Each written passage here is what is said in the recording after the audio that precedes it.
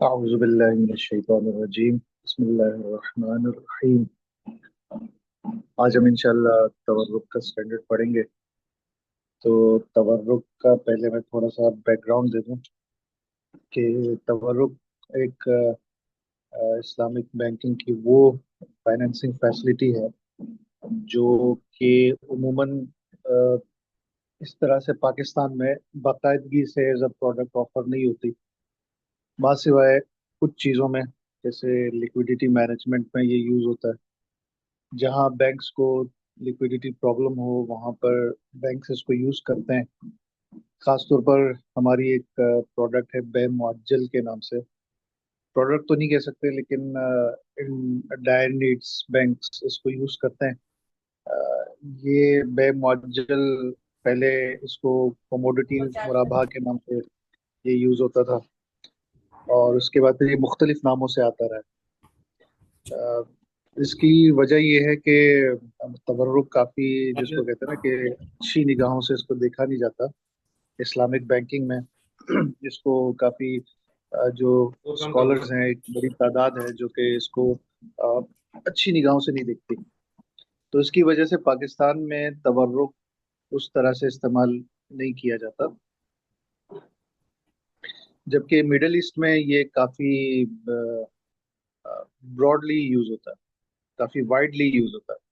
Middle east में ये as a product इस्तेमाल होती है, और वहाँ पर इस तरह से भी हो चुका है इवन के इस्लामिक बैंक्स फिर बाकी प्रोडक्ट्स पे जाते नहीं है, क्योंकि तवर्रुक बहुत ही आसान और सिंपल प्रोडक्ट है, बहुत ही आसान और सिंपल प्रोडक्ट है।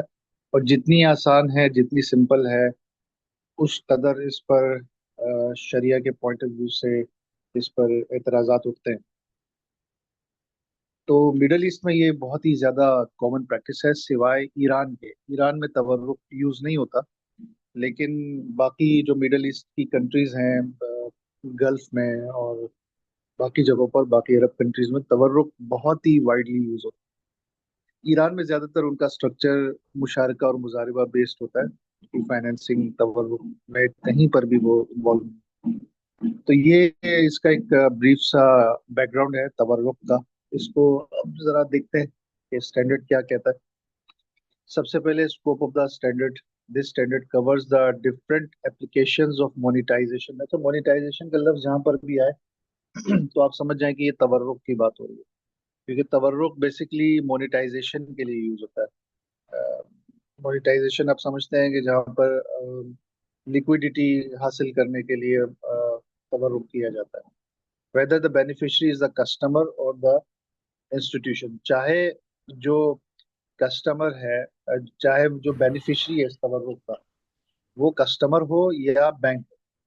तो ये स्टैंडर्ड दोनों तरफ के लिए यूज होगा, चाहे बैंक खुद तवर्रुक कर रहा हो या क्लाइंट तवर्रुक कर रहा हो और बैंक उसमें एक फैसिलिटेटर हो। ठीक है, ये इन तमाम चीजों के लिए इस्तेमाल होगा। तो अब डेफिनेशन देखते हैं। Definition of monetisation and its distinction from बेइना। इसकी तारीफ क्या है और इसका फर्क बेइना से क्या है, ये बहुत ही इंपॉर्टेंट है समझना इसको। तो सबसे पहले मोनेटाइजेशन यानी तवर्रुक की डेफिनेशन देखते हैं। Monetisation refers to the process of purchasing a commodity for a deferred price determined through मुसावमा और मुराबाहा, and selling it to a third party for a spot price so as to obtain cash. तवर्रुक की देखें, दो उसके दो legs होती हैं, या दो उसके मामलात होते हैं, दो सेल्स होती हैं उसकी बेसिकली। एक सेल में आप क्या करते हैं, आप एक कमोडिटी किसी भी शख्स से आप परचेज कर लेते हैं ऑन डेफर्ड पेमेंट बेसिस। आपने उससे डेफर्ड पेमेंट बेसिस पर खरीद लिया, ठीक है, उसको परचेज कर लिया। Monetisation refers to the process of purchasing a commodity for a deferred price determined through मुसावमा। आपने उससे उस पर डेफर्ड पेमेंट बेसिस पर खरीद लिया, और उसको अंडर मुसावमा खरीद लिया या अंडर मुराबाहा खरीद लिया। अगर अंडर मुसावमा खरीद लिया तो ऑब्वियसली सिर्फ आप प्राइस कोट करेंगे, उसमें प्रॉफिट आप डिस्क्लोज नहीं करेंगे। लेकिन अगर मुराबाहा किया, यही फर्क है, अदरवाइज और कोई फर्क नहीं है। बस आपने परचेज करना है, वो परचेज किया है आपने मुसावमा पे खरीदा है या मुराबाहा पे खरीदा है। कोई फर्क नहीं पड़ता। आपने उसको खरीदा डेफर्ड पेमेंट बेसिस पर, यानी कि आप उसकी अदायगी करेंगे फ्यूचर में, फ्यूचर की कोई डेट होगी, वो तय हो गया आपका, आपके दरमियान और बायर वन के दरमियान। ठीक है, उन दोनों के दरमियान प्राइस तय हुआ और आपने वो खरीद लिया। फिर आप इसको थर्ड पार्टी को आपने बेच दिया, किसी भी थर्ड पार्टी को, और उसको कैश पे बेच दिया। आपने किसी से उधार में खरीदा और फिर आगे कैश में बेच दिया। तो जब उसको कैश में बेच दिया तो आपके पास कैश आ गया, जो कि आप की जरूरत थी, आपको कैश चाहिए था बेसिकली, कैश मिल गया वहां से। और इधर आपका उधार खड़ा हो गया फर्स्ट सेलर पर, फर्स्ट सेलर का आप पर उधार खड़ा हो गया। यानी कि आप फ्यूचर की डेट में उस फर्स्ट सेलर को आप अपना जो वादा किया हुआ, वादा की हुई जो पेमेंट है वो आप अदा करेंगे। इसको एक एग्जांपल के साथ समझाते हैं कि फर्ज करें, यहाँ पर जो बैठे हैं उनकी हम मिसाल ले लेते हैं। फर्ज करें कि नबील है, नबील ने कोई चीज बेची, या अदनान अदनान ने कोई चीज नबील से खरीदी, परचेज की। तो अदनान ने वो नबील से खरीदी डेफर्ड पेमेंट बेसिस पर, और फर्ज करें कि 1 लाख रुपए के इवज वो खरीदा। अदनान ने ये खरीदा और इससे वादा किया कि 3 महीने के बाद मैं तुम्हें इसकी पेमेंट अदा करूंगा। फिर अदनान ने, अब जाहिर है अदनान को एक्चुअल में अदनान को लिक्विडिटी चाहिए, अदनान को पैसे चाहिए, जिसकी वजह से अदनान ये कर रहा है। अदनान का और कोई हदफ नहीं है, अदनान का सिर्फ यही हदफ है कि भाई मैं इससे, मुझे कैश चाहिए, अभी मुझे नीड है, मुझे कैश चाहिए। तो अदनान ने ये क्या किया, अब जाहिर है उसने परचेज तो कर लिया नबील से, लेकिन अब इसको इन कैश भी तो करना है। तो अदनान ने ये क्या किया, खुर्रम को खुर्रम को ये बेच दिया, बेच कर कैश हासिल कर लिया, स्पॉट पेमेंट बेसिस पर उसको बेच दिया। खुर्रम अली ने खरीद लिया, उसको कैश मिल गया अदनान साहब को। तो ये है तवर्रुक। इस तरह से अदनान की लिक्विडिटी की प्रॉब्लम सॉल्व हो गई, अदनान को कैश मिल गया। और एक तरह से यूं समझ लें कि अदनान ने अगर 1 लाख में परचेज किया था डेफर्ड पेमेंट बेसिस पर, तो खुर्रम अली को ये 80,000 में बेच दिया। ठीक है, उसकी जो मार्केट प्राइस होगी वो 80,000 होगी मे बी। और जब नबील ने बेचा था तो ये मार्केट प्राइस से ज्यादा पे बेचा था मे बी। और चूंकि अदनान, नबील को इस पर कैश चाहिए, तो अदनान को इस पर कैश चाहिए, तो उसको खुर्रम अली को बेच दिया। तो ये मोनेटाइजेशन है, ये तवर्रुक है। इसमें 3 पार्टीज इन्वॉल्व होती है, बेईना में 2 पार्टीज इन्वॉल्व होती है। ठीक है, इसका हम देख लेते हैं आगे ये क्या कहते हैं। Monetization refer to the process of purchasing a commodity for a deferred price determined through musawama or murabaha and selling it to a third party for a spot price so as to obtain cash। ये मैंने बहुत ही आपको, जिसको कहते हैं ना कि तफसील से समझाया। अब देखते हैं बेईना क्या है। वेयर इज ईना refers to the process of purchasing the commodity for a deferred price and selling it for a lower spot price to the same party from whom the commodity was purchased। तवर्रुक में 3 parties होती हैं, बेईना में 2 parties होती हैं। बेईना में simply आप purchase करते हैं किसी पार्टी से डेफर्ड पेमेंट बेसिस पर, उससे वो गुड्स खरीद लेते हैं डेफर्ड पेमेंट बेसिस, वादे पर कि आप इसको 3 महीने में अदा करेंगे, और उसको फिर अली आप कैश में उसी पार्टी को बेच देते हैं। ठीक है, तो ये बेईना की सूरत है। बेईना और तवर्रुक में ये फर्क है। बेईना की सर इजाजत, सर एक दफा दोबारा जी रिपीट कीजिएगा जरा, इसको जरा दोबारा रिपीट कीजिएगा, जरा डिफरेंस में बता के। देखिए, तवर्रुक 3 पार्टीज उसमें इन्वॉल्व होती हैं। ठीक है, एक बेईना में 2 पार्टीज इन्वॉल्व होती हैं। तवर्रुक में एक बंदा है, वो एक पार्टी से खरीदता है और दूसरी पार्टी को बेचता है। जो खरीदो फरोख्त है उसमें 2 पार्टीज इन्वॉल्व होती हैं, और एक वो बंदा होता है जो कि जिसको मोनेटाइजेशन चाहिए। तो ये तवर्रुक हो गया। बेईना सिंपली जिससे परचेज किया है उसी को बेच देना। आप उससे परचेज करते हैं डेफर्ड पेमेंट बेसिस पर और उसी को बेच देते हैं कैश पर। ठीक है, ताकि आपको कैश मिले। आपने किसी से कोई कुछ परचेज किया, आपने डेफर्ड पेमेंट बेसिस पे परचेज किया हायर प्राइस पे, जो कि डेफर्ड होगी, और उसी को आपने बेच दिया। जो कि कैश पे होगी और लोअर प्राइस पे होगी। इस तरह से आपको कैश मिल जाता है और वही शख्स आपके लिए उसी उसी का डाटा पर खड़ा भी हो जाता है। तो ये बेईना होता है। ठीक ठीक हो है, गया ये सर। डिफरेंस आपको समझ में आ गया होगा। फिर आगे चलते हैं मुतवर्रिक। मुतवर्रिक से मुराद वो बंदा है जो कि बेनिफिशियरी है इस तवर्रुक का। तवर्रुक का बेनिफिशियरी उसको कहते हैं मुतवर्रिक। तो मुतवर्रिक तवर्रुक करने वाला, उसकी क्या कंडीशंस हैं? The monetization beneficiary may be a customer who purchases a commodity from the bank, from the institution, and sells it to a third party to obtain liquidity. ये मुतवर्रिक एक कस्टमर भी हो सकता है जो कि बैंक से खरीदता है उधार पर और उसको थर्ड पार्टी को बेचता है कैश पर, ताकि कस्टमर का समझ लें कि वो कैश की नीड पूरी हो जाए। सही है। कस्टमर इस तरह से कैश ऑब्टेन कर लेता है, बैंक से उधार पे खरीद लेता है और आगे थर्ड पार्टी को बेच देता है। और ये बहुत कॉमनली, मैंने आपसे अर्ज किया कि मिडिल ईस्ट में बहुत कॉमनली ये तवर्रुक यूज होता है। इस तरह से कस्टमर को फाइनेंसिंग मिल जाती है, कस्टमर को हार्ड कैश मिल जाता है। इसीलिए जिसको कहते हैं ना कि बैंक से उसको बड़ा प्रेफर करते हैं, खासतौर पर मिडिल ईस्ट में। यहाँ पर फिर भी शरिया बोर्ड्स ने थोड़ा यहाँ पर कंट्रोल रखा हुआ है बैंक्स को। अदरवाइज बैंक के पॉइंट ऑफ व्यू से देखें तो बड़ी सिंपल सी चीज होती है, बैंक ने रियल में कोई एसेट तो लेना नहीं होता। तो लंदन मेटल एक्सचेंज से ये कहीं किसी और इदारे से इस तरह से वो उस एसेट को अरेंज करता है। उसके पास फिजिकली तो कोई कैश वो एसेट नहीं होता, वो सिंपल खुद भी परचेज करता है।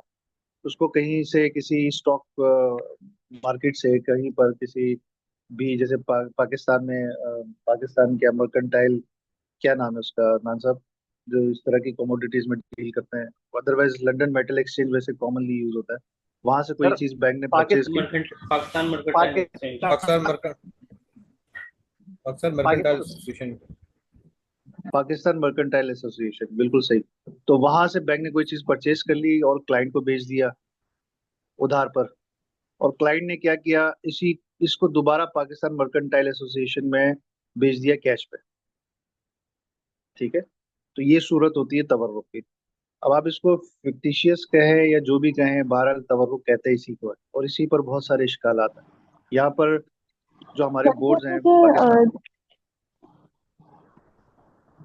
तो एक चीज क्लैरिटी नहीं आ रही, मतलब बैंक ने तो उस पे डेफर्ड पे लिया, लेकिन कस्टमर को जो बेचा वो भी डेफर्ड टर्म्स में बेचा। नहीं नहीं, ये वाली जो सूरत है जिसमें कस्टमर बेनिफिशियरी है, जी। वहां पर कस्टमर को बैंक बेचेगा उधार पे, बैंक खुद कैश पे खरीदेगा। अच्छा ठीक है। बैंक खुद कैश पे खरीदेगा, कैश पे खरीद के कस, कस्टमर को उधार पे बेचेगा। और ठीक है। कस्टमर अगेन कैश पे बेच देगा। बिल्कुल बिल्कुल बिल्कुल। बैंक के पास रेडी कमोडिटी तो कोई चीज नहीं होती ना, बैंक के पास कोई चीज पड़ी है सही है उसके वेयर बिल्कुल। हाउस तो कोई होता नहीं है। तो बैंक खुद भी किसी इस तरह की मेटल एक्सचेंज से, कहीं मर्केंटाइल एक्सचेंज से कहीं से वो परचेज करता है। ठीक है। वहां से ठीक परचेज है। करके क्लाइंट को बेचता है ऑन डेफर्ड पेमेंट बेसिस, और कस्टमर इसको दोबारा से उसी मार्केट में कैश पेमेंट बेसिस पर बेचता है। तो इस तरह से कस्टमर को कुछ कैश मिल जाता है। ठीक है। ठीक है। नूर, आप कुछ कह रही थी? जी सर मैं ये बता रही थी कि जैसे फैसल बैंक है उसका वो इस्लामी कार्ड जो है, क्रेडिट कार्ड जो है वो भी तवर्रुक की बेसिस पे, वो भी सेम उसका एग्जैक्टली। प्रोसीजर यही है वही जो आप बता रहे हैं।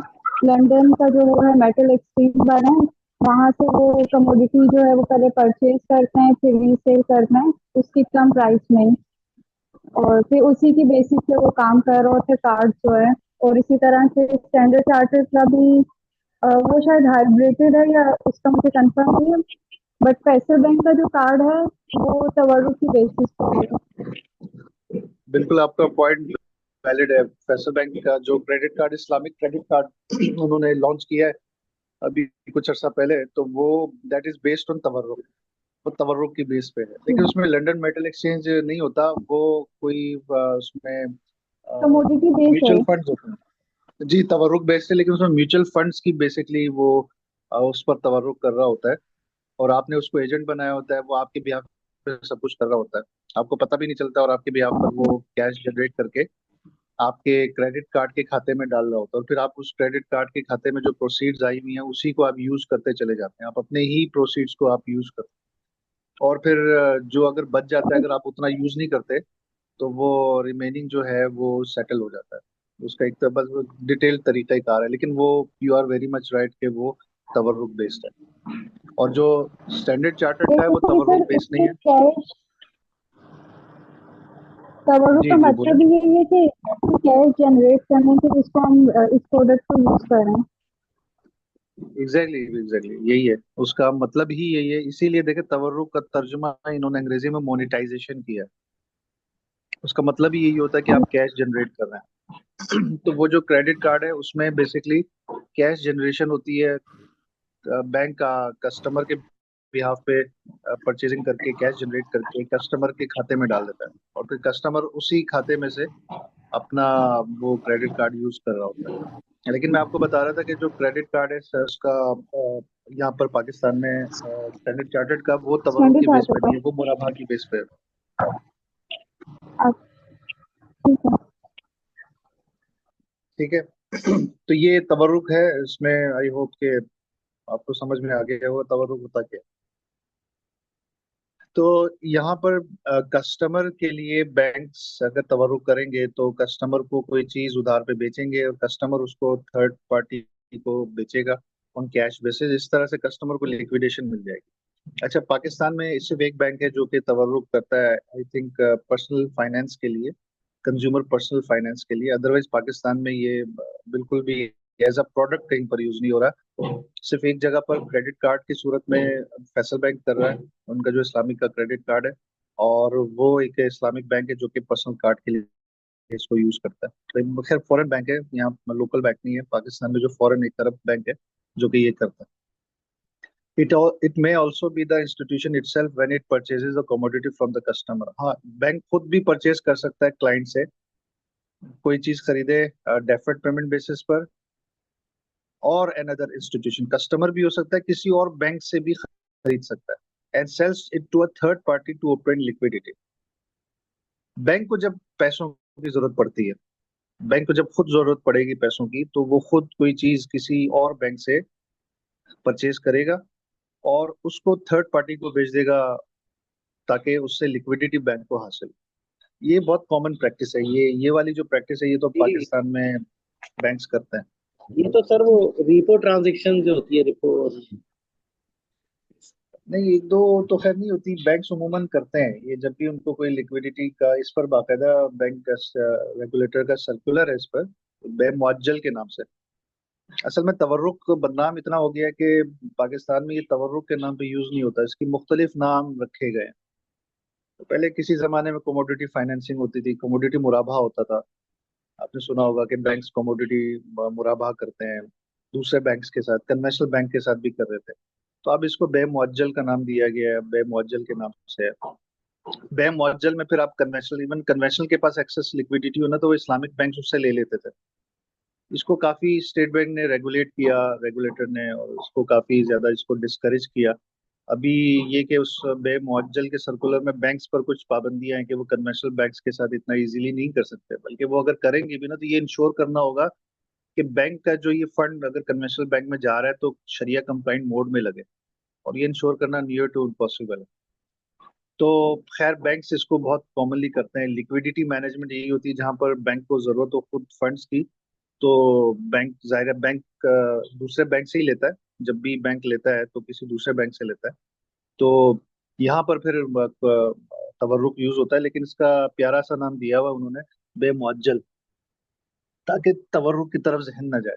लेकिन है ये तवर्रुक ही कि जिसमें बैंक कोई सुकूक खरीद लेता है, इस्लामिक बैंक किसी दूसरे बैंक से सुकूक खरीद लेता है ऑन डेफर्ड पेमेंट बेसिस, और फिर जब वो सुकूक आपके पास ट्रांसफर हो जाते हैं तो फिर आप उसको कैश बेसिस पर आप मार्केट में बेच देते हैं। ये तरीक़ेकार है। तो ये दोनों चीजें पॉसिबल है, बैंक खुद भी मुतवर्रिक हो सकता है और बैंक का कस्टमर भी मुतवर्रिक हो सकता है, दोनों चीजें हो सकती हैं।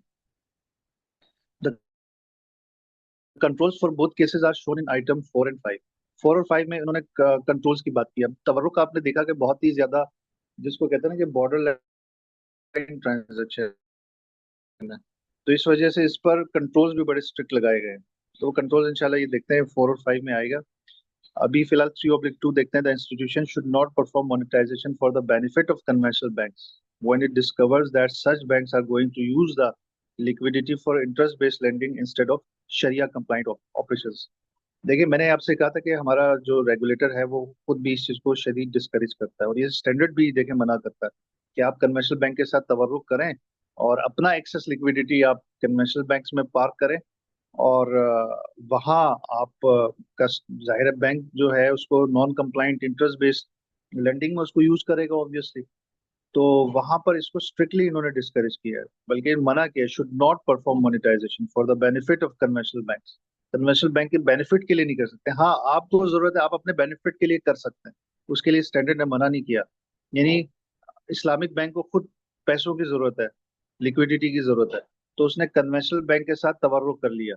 तो चूंकि यहाँ पर फंड्स इस्लामिक बैंक के पास आ रहे हैं तो इसलिए इससे मना नहीं किया गया।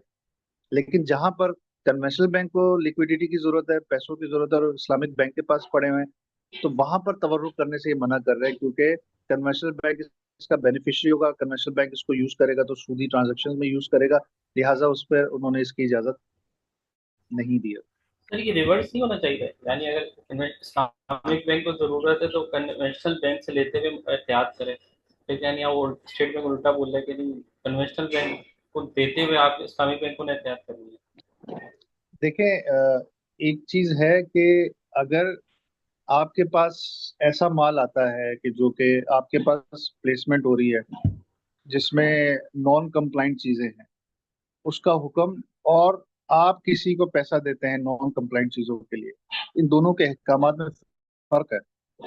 अगर आप किसी से लेते हैं, कोई फंड लेते हैं जिसमें नॉन फंड का एक हिस्सा है, नॉन फंडेड शरिया नॉन कंप्लाइंट फंड का एक हिस्सा है, या ये कि उसमें एक अगलब हिस्सा है, तो देखिए वो तो ठीक है, नॉन कंप्लाइंट जराए से आया है, लेकिन अभी जो इसकी इन्वेस्टमेंट होने जा रही है वो तो शरिया कंप्लाइंट वे में होने जा रही है ना। तो अगर वहां वहां से जिसको कहते हैं ना कि कोई शख्स जलालत से इस तरफ आए, जलालत वाले जलालत की बात करो, गुमराही वाले जलालत की बात करो, तो जलालत से रोशनी की तरफ आए तो आप उसको रोकेंगे नहीं, लेकिन कोई रोशनी से जलालत की तरफ जाए, गुमराही की तरफ जाए, तो आप उसको रोकेंगे। तो वही मिसाल यहाँ पर बैठती है कि वहां से अगर आ रहा है और शरिया कंप्लाइंट वे में लग रहा है तो इस पर कोई इसकी ममानियत होती नहीं है, आप ले सकते हैं। इवन कन्वेंशनल बैंक का आप अकाउंट भी बाज सूरतों में इसकी इजाजत दी जाती है, तो उसमें कोई प्रॉब्लम नहीं है। लेकिन अगर आप उसको दे रहे हैं और उसने आगे नॉन कंप्लाइंट चीजों में यूज करना है, तो इसकी तो ममानियत कुरान में वाज़ेह है। कुरान में आयत है ना, कि तावन वालल बिर्रि वत तक़वा वला तावन वालल इस्मि वल उद्वान, के एक दूसरे के साथ नेकी और भलाई के कामों में तावन करो, एक दूसरे के साथ गुनाह के कामों में तावन मत करो।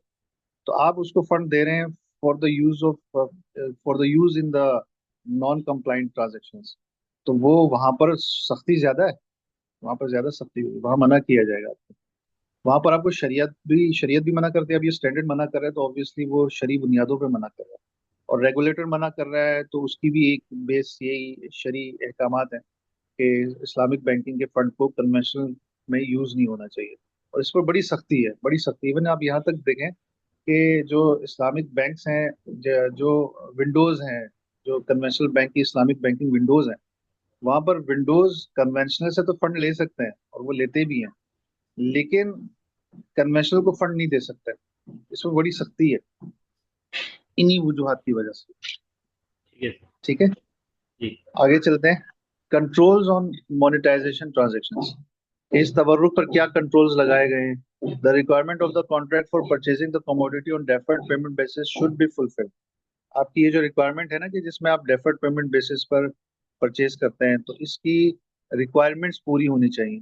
अगर आपने मुराबाहतन खरीदा है उधार पर, तो मुराबाह के अहकामात लागू होंगे, और अगर आपने मुसावमा पे खरीदा है तो मुसावमा के अहकामात लागू होंगे।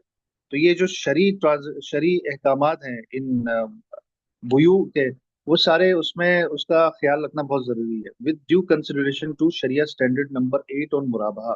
अगर आप मुराबाह कर रहे हैं तो मुराबाह का स्टैंडर्ड इस पे अप्लाई होगा। There shall also be a real commodity that the seller owns before selling it. उस सेलर के पास हकीकतन कोई एसेट मौजूद होना चाहिए, रियल कमोडिटी होनी चाहिए जिसको वो बेचे, जिसका वो उसका उसके ऊपर पोजीशन भी हो और उसका रिस्क भी उसके साथ एसोसिएटेड हो। कोई फिक्टिशियस ट्रांजैक्शन ना हो कि बस ऐसे ही कागजी कार्रवाई कर ली आपने। हकीकतन उस चीज का वजूद भी होना चाहिए और हकीकतन उसके ऑनरशिप में भी होना चाहिए और हकीकतन उसकी पोजीशन में भी होना चाहिए। यानी तमाम अहकाम जो बैंक के हैं वो इस पर लागू होने चाहिए। अगर नहीं है लागू तो ये महज कागजी कार्रवाई है। और अनफॉर्चुनेटली मिडल ईस्ट में जो तवर्रुक किया जाता है नॉर्मली वे में, वो उसमें काफी रिजेम्बलेंस इस चीज की आती है। इतना ख्याल बदकिस्मती से वहां पे किया नहीं जाता। If the process is to involve a binding promise, it shall be from only one party. अब देखिए तवर्रुक आप अरेंजमेंट कर रहे हैं कि आप ये कह रहे हैं कि तुम मुझे बेचोगे और मैं फला तुम्हें बेचूंगा, फला को बेचूंगा और फला जो है वो मुझसे खरीदेगा। अब ये देखें यहाँ पर कुछ प्रॉमिस की बातें हो रही है। ये स्ट्रक्चर्ड ट्रांजेक्शन है। अगर आपने पढ़ा हो कम्बिनेशन ऑफ कॉन्ट्रैक्ट में हमने बात की थी कि जब कॉन्ट्रैक्ट्स इस तरह से आपस में इंटरलिंक हो जाते हैं ना, तो उनका आपस में कोई जिक्र नहीं होना चाहिए, एक दूसरे पर बाइंडिंग ना हो, इंडिपेंडेंट कैपेसिटी में ये ट्रांजेक्शन्स हो। अगर बी ए से खरीद रहा है उधार पर और सी को बेच रहा है स्पॉट बेसिस पर, तो ये दो अलग अलग ट्रांजेक्शन्स हैं। इनको आप आपस में इंटरलिंक नहीं कर सकते, कंडीशनल नहीं कर सकते। अब वो कंडीशनल आप कॉन्ट्रैक्ट में लिख के करें या ए और बी के दरमियान एक वादा हो आपस में, वो अगर ज्वाइंट वादा करते हैं, फिर बी और सी के दरमियान एक बायलेटरल प्रॉमिस होता है, ज्वाइंट वादा होता है। तो इसकी इजाजत नहीं है। ज्वाइंट वादा आपने पढ़ा होगा कि ज्वाइंट वादा ऐसा ही है जैसे कि आप रियल एग्रीमेंट कर रहे हो। तो वो यही बात कर रहा है कि ये जो आप कर रहे हैं, तवर्रुक कर रहे हैं, इसमें बिल्कुल भी बाइंडिंग प्रॉमिस हो एक पार्टी की तरफ से हो, दोनों पार्टीज की तरफ से ना हो। वरना फिर ये तो आप एक स्ट्रक्चर्ड उसमें जा रहे हैं जिसकी इजाजत कम्बिनेशन ऑफ कॉन्ट्रैक्ट में आपने पढ़ा था उसकी इजाजत नहीं है। तो यही बात वो कर रहा है। ठीक है। फिर आखिरी जुमला वो कह रहा है as regard the commodity sold it shall not be gold और सिल्वर और एनी टाइप ऑफ करेंसी। तो जो जो चीज आप बेच रहे हो ये गोल्ड और सिल्वर ना हो और कोई करेंसी ना हो। ये क्यों कह रहा है? सर क्योंकि उसमें तो सर इसमें स्पॉट पेमेंट पे, बल सर स्पॉट पेमेंट पे उसकी जो है ना वो ट्रांजेक्शन होनी चाहिए। सबसे बड़ी कंडीशन तो उसकी ये है, उसमें डेफिनेट पेमेंट का तो कुछ ही नहीं है। बिल्कुल ठीक है। इसके अलावा नबील खुर्रम, आप नूर कुछ कह, आप भी कुछ सर बोलना रिबल चाहेंगे? फजल की वजह से कह रहे हैं ना। नहीं नहीं, रिबल फजल की ये वजह से रब्बुल कह रहा फजल है। के भी सही कह रही, बिल्कुल रब्बुल फजल भी पॉसिबल है इसमें। होमोजेनियस कमोडिटीज है ना। सही है, रिबल फजल भी एक रीजन हो सकती है। इसकी जो असल वजह है वो बेसिकली ये है कि गोल्ड और सिल्वर, इसका चूंकि इसका इसके अहकामात बेउस सर्फ के अहकामात आते हैं। अगर आपने शुरू में ट्रेडिंग ऑफ करेंसीज में पढ़ा हो, तो चूंकि ये बेउस सर्फ में काउंट होता है, बेउस सर्फ में उसकी डेफर्ड वो जायज नहीं है। अगर आप उसका कोई ट्रांजेक्शन कर रहे हैं गोल्ड की, तो एट द स्पॉट आप डिलीवरी भी लेंगे, उसकी पेमेंट भी आप अदा करें। तो इसमें एक लेग आपका वो है डेफर्ड बेसिस पर है। तो जब डेफर्ड बेसिस पर है तो गोल्ड और सिल्वर को डेफर्ड बेसिस पर नहीं खरीदा जा सकता, इसलिए वो मना कर रहा है। रिबल फज वाला मामला भी बिल्कुल ठीक है कि वो भी चूंकि इसमें गोल्ड और सिल्वर की बात आती है, तो कहीं ना कहीं रिबल फजल का भी मामला आता है। अगले इसमें देखते हैं the commodity sold shall be well identified so as to become distinct from the other assets of the seller. कि जो चीज आप तवर्रुक पे बेच रहे हैं उसको वेल आइडेंटिफाई होना जरूरी है, उसको आइडेंटिफाई करना जरूरी है जो कि सेलर के बाकी एसेट से उसको मुमताज करे। This may be done by separating the commodity from the other assets of the seller. कि ये आप अचीव करते हैं कि जब आप उसको बाकी कमोडिटीज से आप सेपरेट कर दें, उसकी बाकी कमोडिटीज पड़ी हुई है उससे आप अलग कर दें, सेलर उसको अलग कर दे। और recording the number of its identifying document such as storing certificates, या स्टोरिंग सर्टिफिकेट्स ऐसा कोई डॉक्यूमेंट हो जो उसको आइडेंटिफाई कर सके। स्टोरिंग सर्टिफिकेट्स वो सर्टिफिकेट्स होते हैं जो वेयर हाउस देता है। आपने किसी वेयर हाउस में अगर अपना माल जमा, किसी गोदाम में, जो कि पाकिस्तान में भी बड़ा कॉमनली यूज होता है, किसी गोदाम में आपने अपना माल स्टोर करवाया है, तो गोदाम वाला आपको एक पर्ची देता है जिससे पता चलता है कि आपका माल उस फला गोदाम वाले के पास पड़ा हुआ, उसमें गुड्स की सारी डिस्क्रिप्शन मौजूद होती है। इसी तरह से पाकिस्तान में ये एग्रीकल्चर में बड़ा यूज होता है। ग्रेन हाउसेस पाकिस्तान में होते हैं जहाँ पर ये जो हमारा किसान है या कोई आड़ती हो, वो वहां पर अपनी कमोडिटी को स्टोर करवाता है और उसकी गोदाम वेयर हाउस सर्टिफिकेट उसको मिलता है। और वेयर हाउस सर्टिफिकेट ऐसा ही है जैसे कि आप गुड्स आप किसी को मुंतकिल करते हैं, तो इसका मतलब है कि आपने गुड्स उसको बेचे हैं जो कि फला वेयर हाउस में पड़े। तो अगर इस तरह से कोई स्टोरिंग सर्टिफिकेट है तो भी चल जाएगा, जरूरी नहीं कि आपके पास फिजिकली वो प्रेजेंट हो। अगर आपका किसी गोदाम में रखा हुआ है और एक सर्टिफिकेट आप दे रहे हैं जो कि आपकी माल की ऑनरशिप और पोजीशन को जाहिर करता है, तो ठीक है, ये भी काफी हो जाएगा।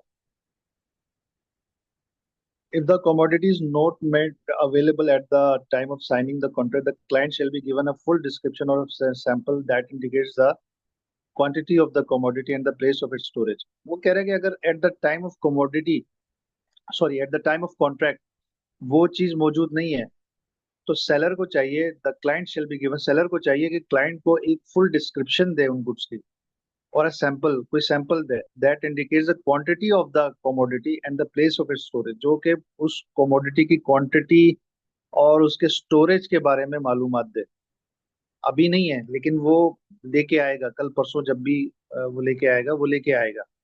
तो जरूरी है कि इस टाइम पर जब कोई कॉन्ट्रैक्ट हो रहा है तो उस गुड्स की full description they, so that this his act of purchasing the commodity becomes real rather rather than fictitious. तो उसकी डिस्क्रिप्शन देना, देखें असल में बात यह है कि जो बायर है उसका हदफ उस चीज को परचेज करना नहीं है, ये याद रखिएगा। उसका उसका हदफ तो मोनेटाइजेशन है। उसको तो ये वो कर रहा है, इसको आप हीला कहें या इसको एक रास्ता कहें, जैसे हमारा स्टैंडर्ड भी कहता है ये हीला नहीं है, रास्ता है, सूद से बचने का एक रास्ता है। तो आप इसको जो भी कहें, उसका हदफ तो बेसिकली उस एसेट को लेना नहीं, उसका हदफ तो मोनेटाइजेशन है। तो इस चीज को खत्म करने के लिए आप पर लाजिम है कि एक फिक्टिशियस ट्रांजेक्शन से बचने के लिए कि आप कोई भी चीज उठा के दे दें तो चल जाएगा, नहीं, आप वो चीज मुशख्खस करें, वो चीज आइडेंटिफाई करें और उसका आप सेल करें, तो जाके फिर आपकी ये बात बनेगी। अदरवाइज तो ये फिक्टिशियस ट्रांजेक्शन लगेगी। In this sense using local commodities for monetisation is more preferable. आप बजाय इसके कि आप इधर उधर से लें, लंदन मेटल एक्सचेंज से लें, इससे बेहतर है कि लोकल कमोडिटी जो आपकी अपनी ही मुल्क में, शहर में जो पाई जाती हैं, या आपके अपने इंस्टीट्यूशन के, या जो कर रहा है, जो सेलर है, उसकी अपनी कोई चीज हो, तो ये ज्यादा preferable. The commodity shall be actually और कंस्ट्रक्टिव, वही अहकाम है जो आपने खरीदो फरोख्त में पढ़े हैं कि जब भी कमोडिटी आप बेचेंगे या खरीदेंगे, बेचेंगे, तो वहां पर वो आपके एक्चुअल या कंस्ट्रक्टिव पोजीशन में होना चाहिए। ये कब्जे के हमने स्टैंडर्ड में पढ़ा था। The commodity must be sold to a party other than the one from whom it was purchased on deferred payment basis. वो कह रहा है कि कमोडिटी किसी थर्ड पार्टी को बेचनी चाहिए जो कि उस रियल सेलर के अलावा हो। यानी जिसने ए ने अगर बी को बेचा है उधार पर, तो वो जो सी है वो ए से डिफरेंट होना चाहिए। सी ए नहीं हो सकता, यानी कि बी उसको ए को सेल करने के, सी को सेल करने के बजाय ए को बेचे, तो ये दुरुस्त नहीं हो, ये ठीक नहीं है। अच्छा, इसकी वजह ईना से बचना है। अगर बी सी को सेल करने के बजाय ई को वापस सेल करे तो ऑब्वियसली ये तो ईना हो जाएगा। लिहाजा तो ये बेईना जो हो जाएगा। फर्स्ट पार्टी है चाहिए तो और वही ये जो थर्ड पार्टी है, डिफरेंट होने चाहिए। ये आपस में सिस्टर कंसर्न्स भी नहीं होने चाहिए। सिस्टर कंसर्न की क्या डेफिनेशन है हमारे यहाँ स्टैंडर्ड में, क्या की हुई है डेफिनेशन? सर अगर उसके 50% से ज्यादा शेयर है या उसका कोई फैमिली रिलेशन। बिल्कुल ठीक, बिल्कुल ठीक। फैमिली रिलेशन या ये कि ब्लड ब्लड रिलेशन हो तो कोई इशू नहीं है, 50% से ज्यादा उसकी ऑनरशिप नहीं होनी चाहिए। हमने पढ़ा था ना मुराबा में कि ब्लड रिलेशन की बड़ी उन्होंने वजाहत की थी, और वाइफ को उन्होंने कोई इसमें इम्तियाज नहीं बरता था, लेकिन दूसरों को इम्तियाज बरता था, अगर आपको याद हो। जी तो बिल्कुल वो याद है। अहकाम फिर यहाँ पर लागू हो जाएंगे। अच्छा। ठीक है, उसके लिए फिर वहां देखना पड़ेगा। इसने शुरू में क्लियर कर दिया था कि अगर आप मुराबा करें तो मुराबा के जुमला अहकाम इस पर लागू होंगे, और मुराबा के अंदर ही सेल की बहुत सारी कंडीशन उन्होंने बता दी थी, तो वो सब भी इस पर लागू हो जाएंगे। फिर आगे वो कहते हैं the contract for purchasing the commodity on deferred payment basis and the contract for selling it for a spot price shall not be linked together in such a way that the client lose his right to receive the commodity. ये जो first cell और second cell इस तरह से आपस में interlink ना हो कि बीच में जो बंदा है बी है उसकी जो उसका जो राइट है उस कमोडिटी पर वही हवा में उड़ जाए। बी के पास उसकी पोजीशन आना जरूरी है ना, जो वो ए से परचेज कर रहा है उसकी पोजीशन आए, उसकी मिल्कियत आए, उसका रिस्क उसको मिले, उसके बाद जाके वो आगे सी को बेच सकता है। अगर ये इस तरह से इंटरलिंक किया गया है कि बी के पास कब जा रही है, कैसे जा रही है, और बी के पास कब रिस्क आ रहा है, ऐसा कुछ आइडेंटिफाई ना हो, उसका राइट ही खत्म हो जाए बीच में से, तो फिर ये दुरुस्त नहीं है। इनका आपस में इस तरह से इंटरलिंक होना जायज नहीं है।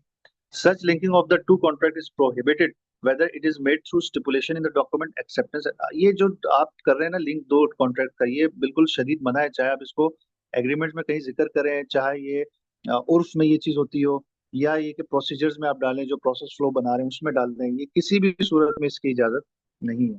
काइंडली दोबारा से लिंक को ज्वाइन कीजिए।